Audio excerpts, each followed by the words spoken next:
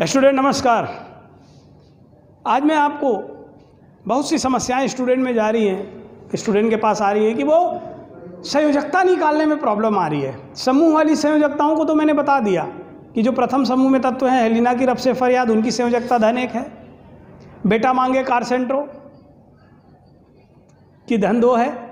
ठीक है, जो समूह है वही समूह संयोजकता है। सवाल ये होता है संकुल की संयोजकता आपको निकालने में दिक्कत हो रही है। संकुल की संयोजकता, कॉम्प्लेक्स आयन की एक ट्रिक बता रहा हूं, ध्यान से देखिएगा। संकुल की संयोजकता कैसे निकाला जाए, मैं एक छोटा सा चार्ट बना रहा हूं, आप समझ जाएंगे देख के।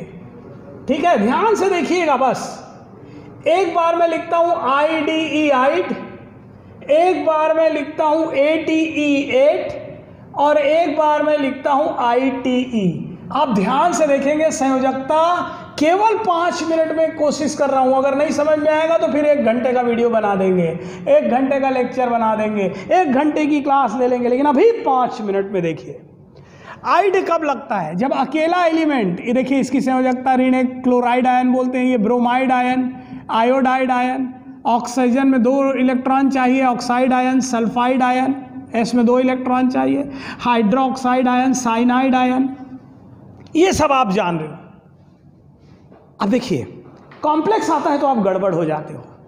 आप एक काम करिए, जितने भी एसिड याद हैं आप लिख लो, जैसे H2SO4, ठीक है। अभी 8 की बात करेंगे, H3PO4, जितने भी एसिड मालूम है आप सब लिख लो। HNO3 नाइट्रिक एसिड, और फिर acetic acid CH3COOH, formic acid HCOOH, ये लिख लिया आपने। कॉम्प्लेक्स की वैलेंसी संयोजकता बता रहा हूं मैं, संयोजकता कैसे निकालेंगे। अम्ल क्या करता है? H+ का दान करता है, पहले भी बताया है। ये कितना प्लस दिया? 2 प्लस दिया। ये कितना माइनस आया? 2 माइनस। तो ये देखिए सल्फेट की वैलेंसी 2 ऋण आ गई। फॉस्फेट, फास्फोरिक एसिड है, कितना प्लस दे रहा है? 3H प्लस दे रहा है, तो यह उदासीनीकरण के लिए 3 आया, H निकाल दिया, इसकी संयोजकता ऋण 3 आ गई। फॉस्फेट आयन की 8 तब लगाओ जब ऑक्सीजन ज्यादा है। इस संयोजकता निकालने में समस्या जाती थी, मैं बोला सिर्फ 5 मिनट लूंगा, ज्यादा नहीं। फिर देखिए HNO3 नाइट्रिक अम्ल, H हटा दो, कितना NO आया? -3 नाइट्रेट आयन, NO3 की संयोजकता ऋण 1 हो गई। एसिटिक अम्ल H+ दिया, ये देखो एसीटेट आयन, 8 इसीलिए लिखा है ताकि यहाँ ऑक्सीजन ज़्यादा, ये हो गया सल्फेट, फॉस्फेट आयन, 8 नाइट्रेट। बहुत बड़ी समस्या है ये, मैं जानता हूँ। ये एसीटेट, 8 क्यों आ रहा है? ऑक्सीजन, एक्सेस ऑक्सीजन लिख दिया, ऑक्सीजन ज़्यादा है, ऑक्सीजन ज़्यादा है तो 8 आएगा। और संयोजकता कैसे निकली है? देखो H+ दान दिया, अम्ल है, फॉर्मेट आयन,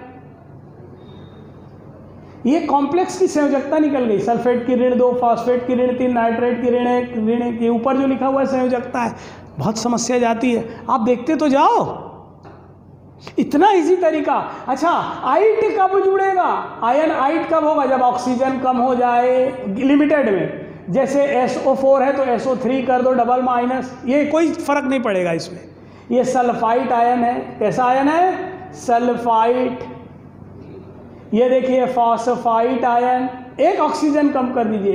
ये NO2 नाइट्राइट, मैं बता रहा हूँ ना, इधर उधर ध्यान मत दीजिए, सबका अपना तरीका होता है। आपको एकदम इजीएस्ट बता रहा हूँ, इन दोनों का नहीं बनेगा।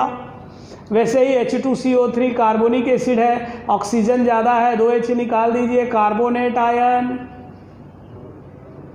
अब जो भी आपसे देखिए कितनी आसानी से मैंने कोशिश की आपको बताने की कि कॉम्प्लेक्स की संयोजकता इससे आगे अगर मिल जाए किसी बुक में तो मुझे बताइएगा। नहीं मिलेगा, आपके सिलेबस में तो कतई नहीं मिलेगा। ये कॉम्प्लेक्स में बहुत ज़्यादा स्टूडेंट को प्रॉब्लम जा रही है। जैसे मैंने बोला सोडियम सल्फेट का सूत्र, तो सोडियम +1 सल्फेट, यहाँ देख लीजिए SO4-, तो सोडियम सल्फेट का सूत्र हो गया Na2SO4, sodium sulphate. Sodium sulphite क्या होगा? तो सोडियम की संयोजकता 1 आइट में आ जाइए, 1 ऑक्सीजन कम कर दिया, -2, ये हो गया सोडियम सल्फाइट Na2SO3। सोचिए आप कुछ भी बना सकते हो इस मेथड से। और ये कॉम्प्लेक्स की संयोजकता निकालने का सबसे आसान तरीका क्या था? जितने एसिड है, अम्ल है, लिख लीजिए, H निकाल दीजिए, 8 बन गया।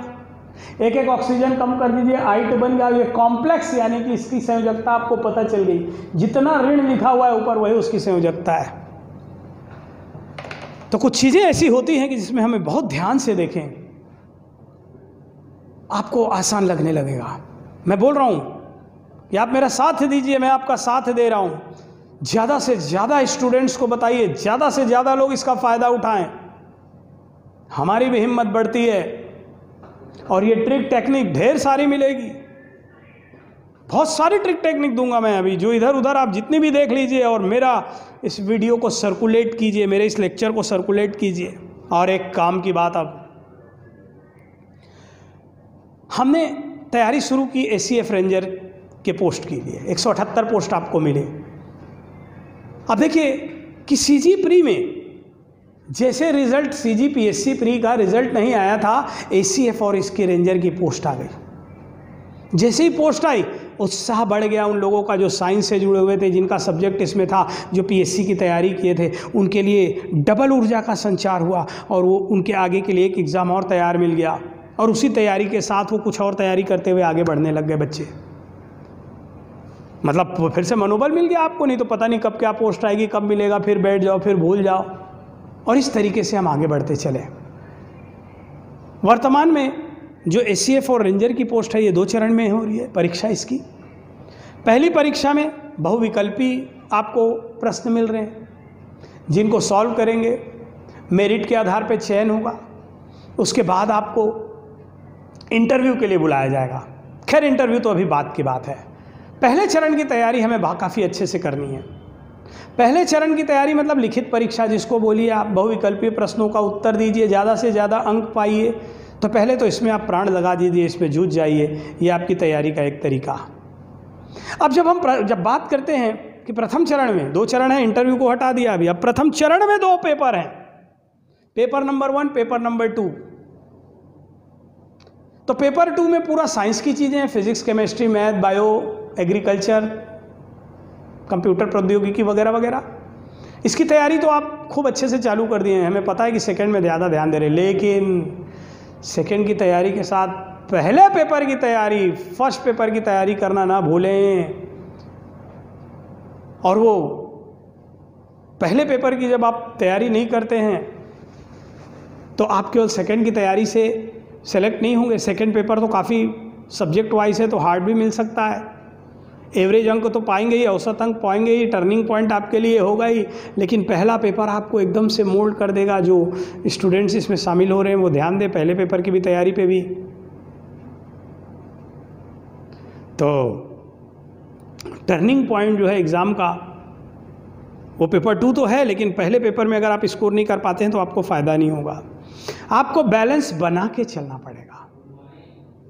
तैयारी कीजिए, हम आपके साथ हैं। अब जैसे मैं केमिस्ट्री पढ़ा रहा हूँ, आप देख रहे हैं कि कितना समय लगा आपको। ये कॉम्प्लेक्स की संयोजकता आपको याद नहीं थी, लेकिन अगर आप ध्यान से देखिए, अम्ल मानिए H निकाल दीजिए, याद हो गया। एक ऑक्सीजन शुरू का 3 कम करके लिखिए, आइट हो गया, सल्फाइड, फॉस्फाइड, नाइट्राइड, इस टाइप की चीज़ें। ऐसे कितने, पता नहीं कितनी जल्दी आपको कवर कराने में आपकी मदद करेंगे हम। कितनी जल्दी सिलेबस आपका कवर होगा।